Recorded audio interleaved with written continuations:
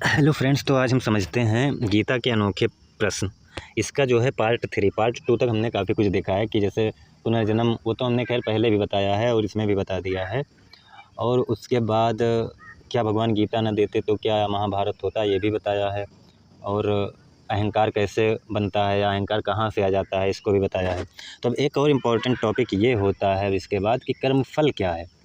ये समझ लो, जितना तुमने आत्मा को लेकर सुपरस्टिशंस फैलाया था, आत्मा जैसे शब्द को लेकर, उतना ही समझ लो कर्मफल को भी लेकर है।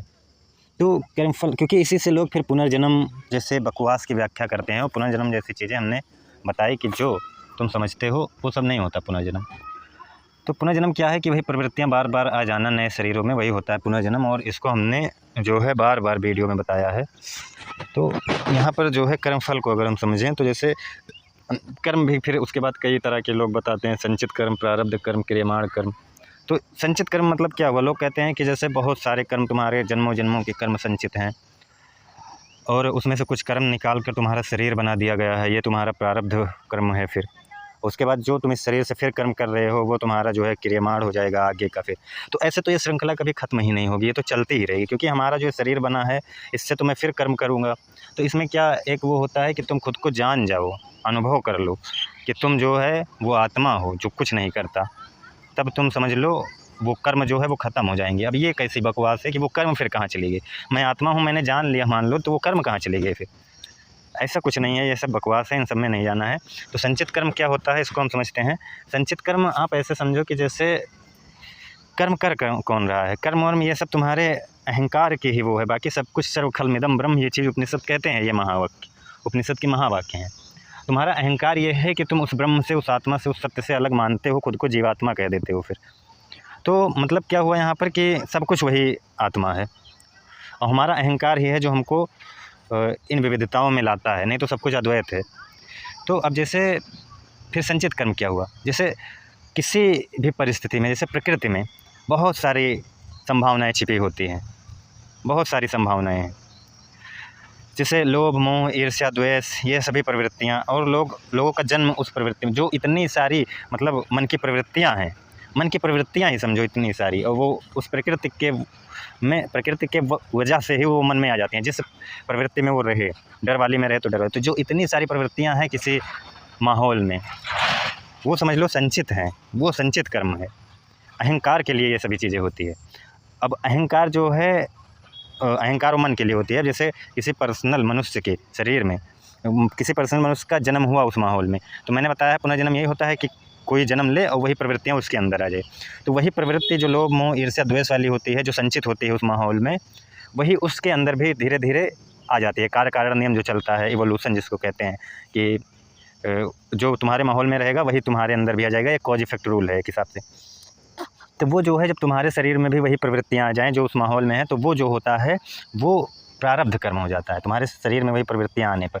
उसके बाद क्रियमाण क्या होता है? अब तुम जो कर्म करके उस माहौल को प्रभावित करो, अच्छा कर्म करके अच्छा करो उस माहौल को, बुरा कर्म करके बुरा करो, तो ये जो है ये तुम्हारा क्रियमाण हो जाएगा।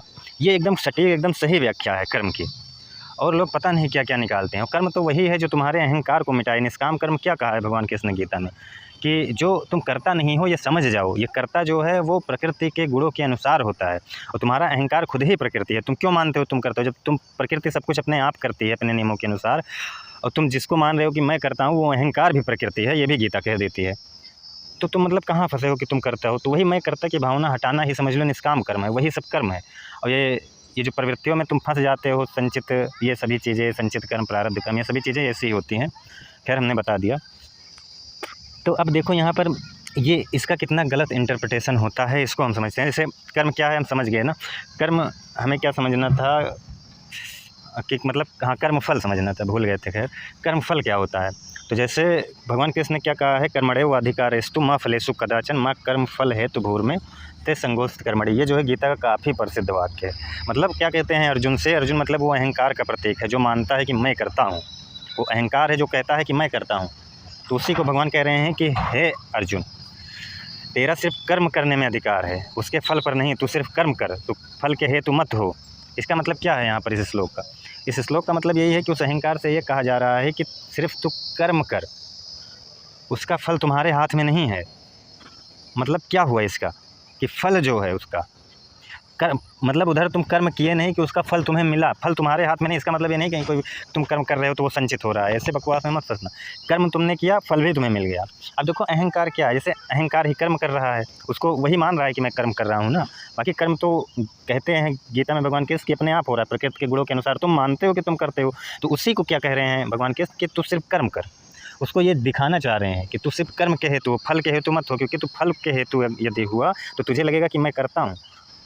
तो कहते हैं तू सिर्फ कर्म कर, उस अहंकार से कहा जा रहा है। तो वो अहंकार जो है वो कर्म करे, उसका फल जो है तुरंत मिलता है। जैसे एक तरफ कर्म हुआ नहीं कि फल मिला, जैसे अहंकार ने गुस्सा किया, गुस्सा उसका एक कर्म है, तो उसका फल उसे मिल गया तुरंत। उसका अहंकार गुस्सा हो गया, बस यही फल है। उसने ईर्ष्या किया, वो ईर्ष्या बन गया। उसने दुख किया, वो दुख बन गया। अहंकार तो पल पल बदल रहा है।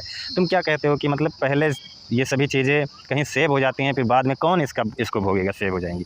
कोई पर्सनल जब है ही नहीं तो इसको भोगेगा कौन। जो तुम संचित कर्म, प्रारब्ध कर्म, ये सभी कह के सेव करा रहे हो हज़ारों जन्मों की कर्म, ये सब भोगेगा कौन। कोई है ही नहीं भोगने वाला। तुम्हारे अंदर कोई ऐसी आइडेंटिटी नहीं बैठी है पर्सनल, जो कि साइंस भी कहता है। मैं तो बार बार ये बातें कहता हूँ, साइंस को इसलिए ले आता हूँ। वो कहता है मेमोरी की कंटिन्यूटी चल रही है, कोई तुम्हारे अंदर नहीं है।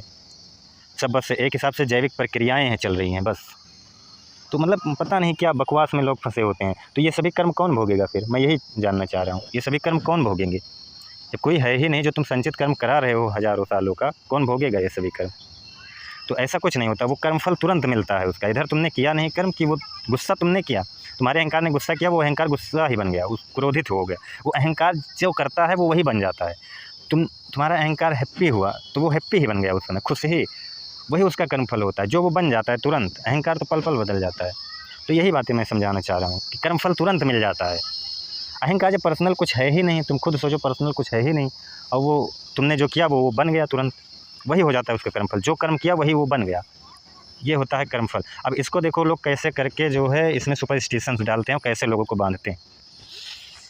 जैसे मैं एक कहानी बताऊं तो जैसे वो कहानी ये है कि जैसे एक बंदा था, वो बड़ा डिस्टर्ब रहता था, वो काफ़ी बीमारियों से या किसी भी चीज़ से ऐसे ग्रसित, अगर मान लो कोई है, जैसे किसी का भी एग्जांपल ले लो, वो किसी बीमारी से ग्रसित है या किसी कोई भी डिस्टर्बिंग ऐसे है, और वो जो है खुद को असहाय महसूस कर रहा है। जैसे बहुत से लोग होते हैं ना, असहाय महसूस करते हैं, डर, हमेशा शंका से ग्रसित होते हैं, कोई बीमारी ऐसी हो गई होती है या कुछ भी ऐसा, तो उसको उसके मन में ऐसा बैठा दिया जाएगा ये सभी चीज़ें कि तुम्हारे पिछले जन्म के कर्म हैं, ये वो तमाम तरह की बकवासें। तो इससे होता क्या है, इससे दिक्कत ये होती है कि वो बंदा असहाय हो जाता है। वो कहता है कि हो सकता है मेरा कोई पिछले जन्म का कर्म हो। ये कोई पिछले जन्म का कर्म वर्म नहीं होता। तुम कहाँ मतलब फंसे हो, उसको मतलब तुम असहाय बना दे रहे हो, उसको निर्बल बना रहे हो। और अगर कोई अपराधी है तो वो तो कहेगा कि इस जन्म में कुछ भी कर लूँ, इसका फल मुझे अगले जन्म में मिलेगा, तब तो वो कुछ भी करेगा, कुछ भी रेप जैसी घटनाओं को अंजाम देगा या आतंकवाद जैसी घटनाएं। तो इसीलिए ऐसा कुछ नहीं होता कि मतलब तुम्हें पिछले, वो तुरंत तुम्हें फल मिल जाता है उसका, यही होता है कर्मफल। इसीलिए कहा है भगवान ने कि फल पर तुम्हारा अधिकार नहीं है, सिर्फ कर्म पर है, तू सिर्फ इसलिए कर्म कर। उस अहंकार से कह रहे हैं कि तू जैसा कर्म करेगा तुझे तुरंत फल मिल जाएगा। जैसे एक सिक्का होता है, तुम उछालो उसको तो हेड अगर एक तरफ आया तो अगली तरफ टेल अपने आप ही होगा। वैसे ही कर्म एक तरफ तुमने किया, उसका फल तुरंत मिल गया तुम्हें, क्योंकि फल पर तुम्हारा अधिकार नहीं है, वो तुरंत मिल जाता है। तो वही चीज़ें यहाँ पर, अब तुमने उसको बांध दिया किसी को कर्मफल कह के कि तुम्हारा ये पिछले जन्म का कर्म है। वो बंदा हमेशा डरा शंका से ग्रसित रहेगा, वो कहीं आए जाएगा नहीं। वो तो कहेगा कि मेरे तो कर्म ही नहीं सही है, इसलिए मैं जहाँ जाता हूँ मेरा साथ बुरा ही हो जाता है। वो मतलब हमेशा डरा हुआ रहेगा, उसको असफलता ही मिलेगी, निराशा ही मिलेगी हर जगह से। तो वो तो यही असहाय महसूस करेगा ना कि अभी तुम्हारे हो सकता है ये पिछले जन्म के कर्म चल रहे हैं, मैं कुछ नाम जप करूँ, ये करूँ, वो करूँ, तमाम तरह की, तो हो सकता है मेरे थोड़ा बुरा कर्म कम हो और हमारा कुछ अच्छा मिले। तो वो तो असहाय महसूस करेगा ना, तुमने उसको बांध दिया। अध्यात्म बंधन नहीं है, अध्यात्म स्वतंत्रता है। तो वही बातें यहाँ पर समझनी है कि जैसे वो बंदा बहुत डर जाएगा, बहुत चिंता और शंका से ग्रसित रहेगा। जैसे कि अगर हम बताएं तो एक, जैसे यदि समझो कोई जैसे डर रहा है बंदा कहीं आने जाने से, जैसे होता ना है, होता है बहुत सी बीमारियां ऐसे कि वो शंका से ग्रसित होता है। साइकोलॉजी में ऐसी बीमारी है, वो जो है हेलुसिनेशन इमेज इल्यूजन से ग्रसित हो जाएगा, उसको कहीं आने जाने से डर लगेगा, डिप्रेस्ड हो जाएगा, घर में बंद हो जाएगा। तो यही सब चीज़ें वो सोचेगा कि तो मेरे पिछले जन्म का हो गया, और इसी सबसे लोग जाकर आत्महत्या कर लेते हैं। आत्महत्या सबसे बड़ी मूर्खता है। कोई तुम्हारा पिछला जन्म नहीं बैठा है जो तुम्हें जाकर मिलेगा, तुम खुद खुश नहीं हो, तुम मर गए, बस ख़त्म वहीं से तुम्हारा काम। तो जैसे होता क्या है कि हमारा जो मस्तिष्क होता है वो हम जानते हैं कई तरह से बटा होता है। जैसे जो लोग डरते हैं, मैं उनके लिए बता रहा हूँ, जो शंका से ग्रसित रहेंगे। तो जैसे कहीं जाने पर यदि उनको डर लग रहा है तो उनके मन में वो चीज़ें सेफ़ हैं, या फिर जैसे कुछ लोग कहेंगे नहीं मैं पहले नहीं डरता था, फर्स्ट टाइम ऐसा हुआ तब से डरने लगा। तो मैं मानता हूँ तुम्हारी कंडीशनिंग है, तुम्हारे माहौल या प्रकृति में वो चीज़ें चल रही है, तुम्हारा कंडीशनिंग वैसी हो गई है। कहीं कुछ बुरी चीज़ नहीं है और ना कुछ भी ऐसा है। यदि बीमारी है तो उसका इलाज करा लो बस, या फिर अगर मेंटली तुम डिस्टर्ब हो तो उसको अपने विचारों को ऑब्जर्व करो, बस यही है इसका ठोस इलाज, विचारों को ऑब्जर्व करना। वही सभी मेंटल बीमारियों को, जो डर, शंका, ये सभी चीज़ें हैं, बस विचारों को ऑब्जर्व करो। देखो ये तो बस सिर्फ विचार हैं। जैसे विचार क्या होते हैं, जैसे हमारे मस्तिष्क के भी 3-4 पार्ट होते हैं। सेरेब्रम होता है और सेरेबेलम होता है और ब्रेन स्टेम होता है और उसमें जो है एमिगडाला होता है। ये जो होता है यही समझ लो अलार्म होता है एक तरह से। जैसे एमिगडाला जो होता है इसी में एक हिसाब से हाइपोथैलेमस थैलेमस ग्रंथि जो होती है वो हार्मोन रिलीज करने का काम करती है। खैर एमिगडाला क्या काम करता है कि जैसे इसका काम ये होता है कि ये एक हिसाब से संकेत देता है बॉडी को कि यहाँ खतरा है, ये है, वो है। ये अपने अनुसार उसको एडजस्ट करेगा तुरंत, तुम्हें पता भी नहीं चलेगा। और ये जो है मतलब आपके बॉडी में घंटी मतलब अलार्म की तरह बचाएगा कि यहाँ पर खतरा है, और तुम्हारे सभी ऑर्गन्स जो हैं सक्रिय हो जाएंगे। जैसे सेरेब्रम क्या होता है, सेरेब्रम ही मेन है, वो कॉन्शियस है एक हिसाब से समझे तो। अगर सेरेब्रम तुम सेरेब्रम में हो, कॉन्शियस में हो, तो तुम्हें कोई विचार डिस्टर्ब नहीं कर सकता। और अनकॉन्शियस जो है वो सेरेब्रम और सेरेबेलम और लिम्बिक, ये दोनों होता है, मतलब सब कॉन्शियस। और अनकॉन्शियस जो होता है वो ब्रेन स्टेम, ऑटोनॉमिक सिस्टम और एमिगडाला होता है। तो इसमें सेरेब्रम का काम क्या है, वो सोच, निर्णय और अवेयरनेस के प्रति काम करता है। और सब कॉन्शियस जो है वो हैबिट, इमोशन, जैसे हम कहीं आ जा रहे हैं, हमें याद है, वो हमारे सब कॉन्शियस में सेव है कि यहाँ जाने से मुझे डर लग रहा है, ये सभी चीज़ें वो तुम पहले से तुम्हारा अनुभव है। और ब्रीथिंग, हार्ट रेट, रिफ्लेक्स और अलार्म, ये सभी चीज़ें जो है ये अनकॉन्शियस का वो है। तो इसमें क्या होता है कि जैसे तुम कहीं जाने से डर रहे हो तो उसमें देखो क्या क्या चीज़ें जिम्मेदार हैं, यहाँ से तुम्हारा इलाज पूर्णतः समझ में आ जाएगा। सबसे पहले क्या होता है, वो माहौल और वो प्रकृति जिम्मेदार है। जैसे कहीं जाने से तुम्हें डर लग रहा है तो वो माहौल है, तुम्हारे अंदर या वहाँ कुछ है नहीं जो तुम्हें डराए। और हमने जो है वीडियो बनाया है, जो वेव्स होते हैं कई तरह की फ्रिक्वेंसीज़, उन सब पर भी वेव्स बनाए, रेडियो वेव्स, इंफ्रारेड वेव्स, इन सब पर बनाया है कि वो सभी चीज़ें कुछ नहीं होती, वो सब एक वेव्स हैं, कोई उसमें जादुई चीज़ नहीं होती। तो जैसे मैंने कहा माहौल सबसे पहला जिम्मेदार होता है। जैसे कहीं जाने पर तुम्हें डर लग रहा है तो वो माहौल वैसा है, और तुम्हारे मन में सबकॉन्शियस में पहले से ही सेव है वो चीज़ें।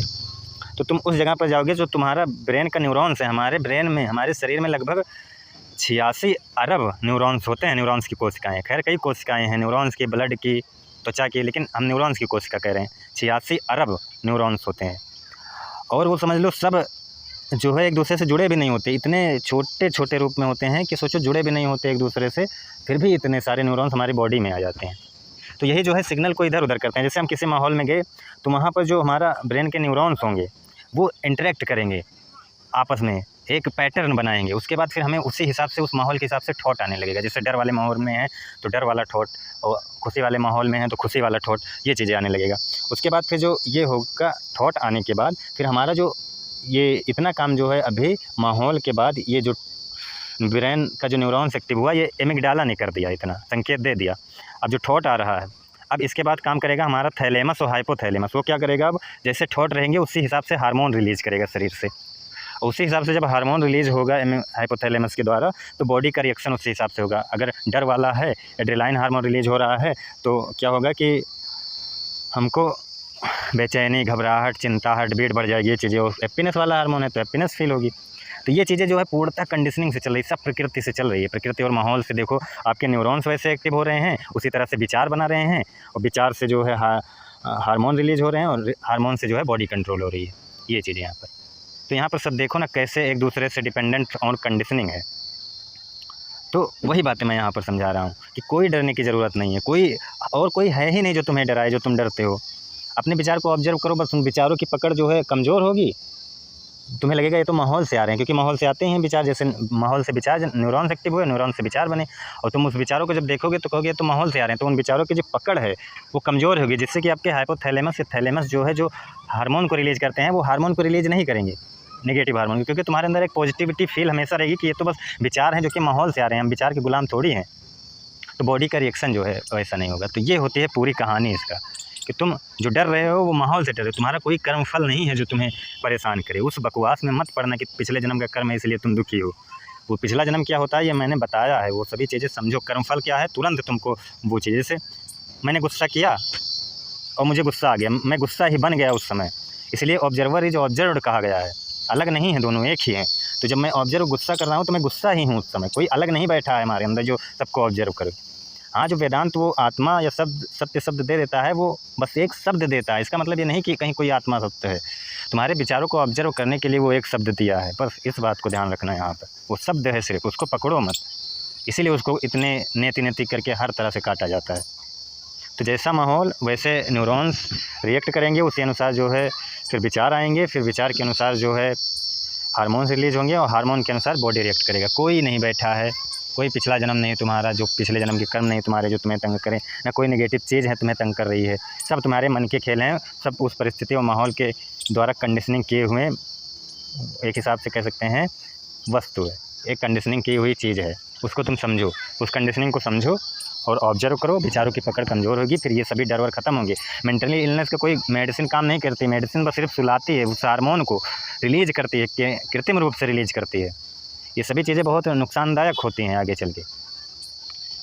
तुम अपने सेरिब्रम को मजबूत करो, अपने कॉन्शियस माइंड को मजबूत करो और अनकॉन्शियस को थोड़ा पकड़ जो है अनकॉन्शियस और सब कॉन्शियस की चीज़ों को कम करो, कॉन्शियस में ज़्यादा रहो, सेरिब्रम में जो तुम्हारा मेन मस्तिष्क है। तो वही चीज़ें सब बस एक हिसाब से बायोलॉजी का कमाल होता है, सब बायोलॉजी, साइकोलॉजी, न्यूरोसाइंस है। लेकिन तुम पता नहीं क्या समझते हो कि कोई पारलौकिक शक्ति है, कोई कुछ है जो तुम्हें तंग कर रहा है। इन बकवासों में मत फंसना। तो बस इतना ही आज के लिए, धन्यवाद।